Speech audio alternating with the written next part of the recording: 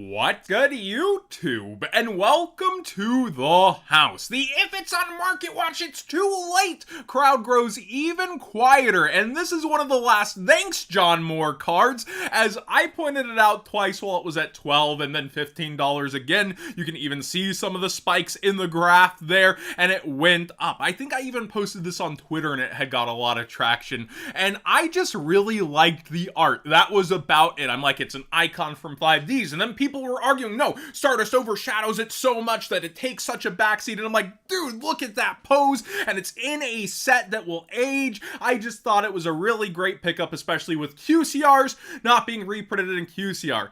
However, the structure deck that is getting printed, which I would not have called as the reason for this going up, I just assumed synchro cards would eventually come back around. Maybe a card does get printed around it, but I just like the art, if I'm honest.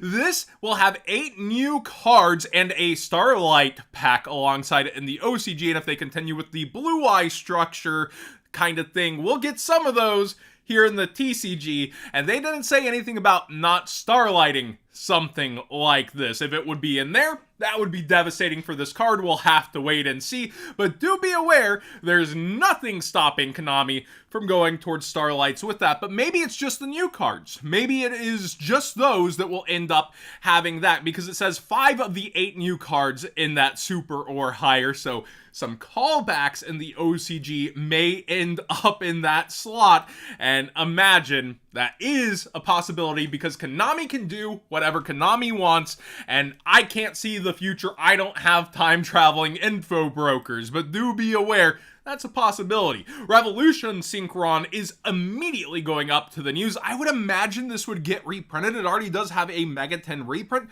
but if there's a structure deck, I would hope this ends up in here, but as people are antsy and want to get ahead of the curve, the quarter century secret rare and secret rares are both going up right now, so be aware of that. And then Junk Speeder, luckily we have all these amazing versions to choose from thanks to Rarity Collection. The quarter century secret rare, though, is spiking up right now as one of the best synchro cards.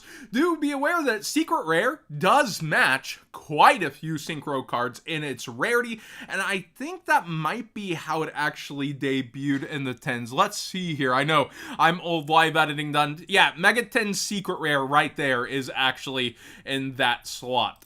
Then we have Stun coming back after synchro spam, summon, the great divide in the Yu-Gi-Oh community. Stun, baby, it's going up. The Morganite decks are taking off around the OCG, seeing some results, and Inspector Border here towards $19 for its quarter century secret rare. Then we have Vanity Fiend Ultimate Rare starting to disappear, including the OTS Pack 1 version. I really like the OG, and a lot of people hate that this Vanities even exist, but then again, maybe Stun players kind of go with that, as a lot of people feel that way towards Stun players, while others have started to cheer them on through the ages versus modern Yu-Gi-Oh! It is a super interesting conversation all on its own on the divide of Yu-Gi-Oh! Culture. But Vanity's Ruler also going up. I heard MCole40 has talked about this one in the Discord. Its Unlimited and First Edition are going up and out. Lowest First Edition now listed at 110, and you can see some kind of crazy sales happening on them as well, especially the First Editions. But Near Mint First had sold last at $45, it looks like, for a Near Mint. Then we have Gateway to Chaos. I'm hearing that we're approaching some field spell formats, and there's a deck that might actually want to use this to grab a Blackluster Soldier, but then you could also use it with set rotation, which has gone up about $1, so a whole 0.25% up, but like, you know, it's actually just $1 up for its quarter century secret rare. This can block your opponent from activating those and also have that dual purpose. So do keep in mind that while this is going way up, it's been super hard to find these. It only has 1 reprint out of Shadows in Valhalla, then its original version. They're both super and secret, so holographic, and hopefully we get access to this again, but if not, these could go up even further than this, sadly. Dragon Ravine, is this for Dragon Ruler, Dragon Tail? I'm not quite sure. I vaguely remember people talking about this around Dragon Tail, but I could be wrong.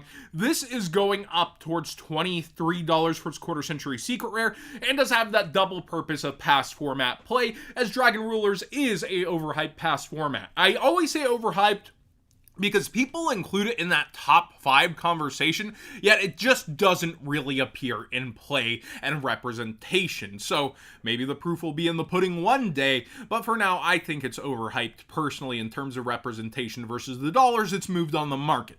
All that aside, let me know what deck this specifically is for, as well as Red Eyes Black Full Metal Dragon. Now this has seen Top Cut play before, this does go in Dragon Good Stuff in general, and this is up towards $11, and the quarter century secret rare is also steady going up and is now $65, which has just been creeping up over time. We have the Mechano here, Arahime, going up for its quarter century secret rare. If you just want access to the ultra, it's pretty cheap, hasn't had a reprint yet, so the easy access version there, but be aware the QCR is creeping up pretty fast. Heatwave, another one that I heard MCole40 was talking about.